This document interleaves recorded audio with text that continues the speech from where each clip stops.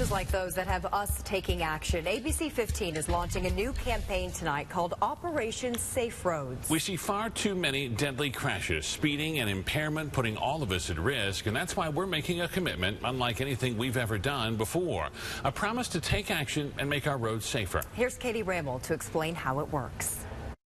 It is something deeply important to us here at ABC 15. Quite frankly, we can do better than just report the story and move on to the next. We want you to be able to take action in response to what's happening on our valley roads, because something has got to change. We left her there to die. She would have lived if they would have called 911. We have drivers not stopping to help and children witnessing their pregnant mother's last moments. She keeps saying, can we go to the hospital and wake mommy up? And I can't because she's not there anymore. Best friends coming home alone and devastating seconds that'll haunt them for life. I asked if he wanted to go on a run with me, and it was first time of the year that he'd said yeah. It's happening with wrong way drivers. A wrong way crash, turning deadly. And distracted drivers. People are so careless now.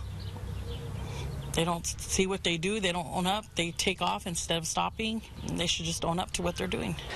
We have aging roads. We have noticed it more the last 2 years. A combination, more visitors, more travelers, and hence more interruptions, more accidents. And flooded roads. I have seen rescues in here where people, they try to go across.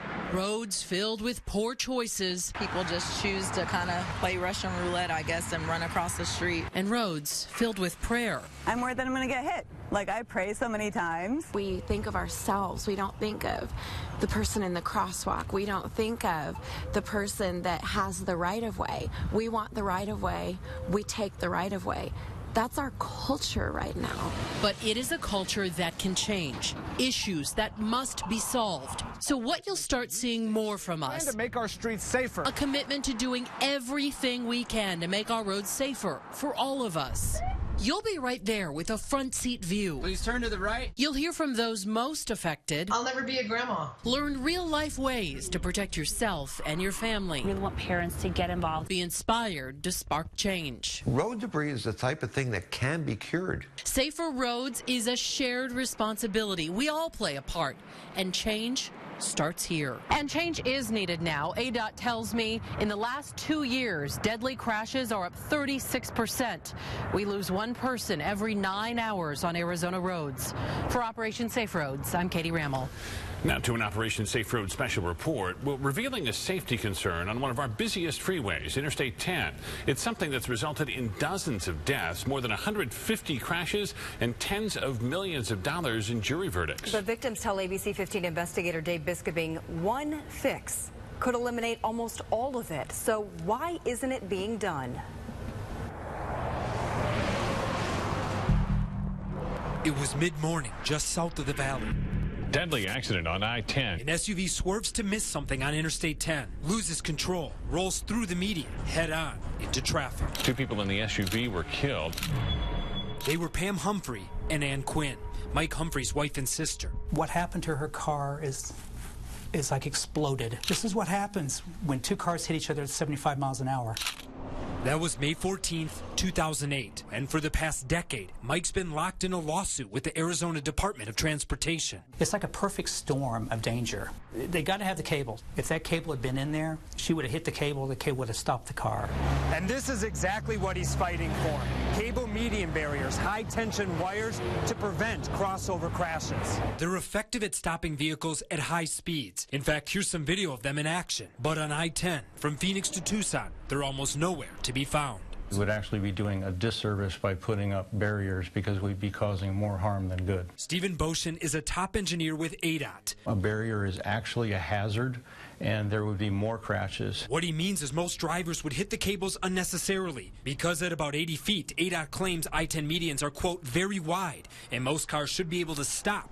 But with cars driving 75 plus, not all do. You guys studied to see if there are any clusters or areas where this happens more than others? You have not identified any clusters. These are extremely rare, unpredictable events. But ADOT's only tracked crossovers since 2015. To fill in the gap, Mike and his attorneys provided ABC 15 with I-10 crossover crashes going back 17 years. They believe there are clusters. Since 2001, within the 20-mile stretch where Mike's family died, there were 64 crossover crashes, injuring 74, killing 20. And in a 20-mile stretch near Picacho Peak, there were 81 crashes, 79 injuries, and 26 deaths. So is that extremely rare, or is it a real problem that needs solving? That's the debate, and lawsuits and lost lives don't make it any simpler. But not being able to be with your loved one at the end is just devastating.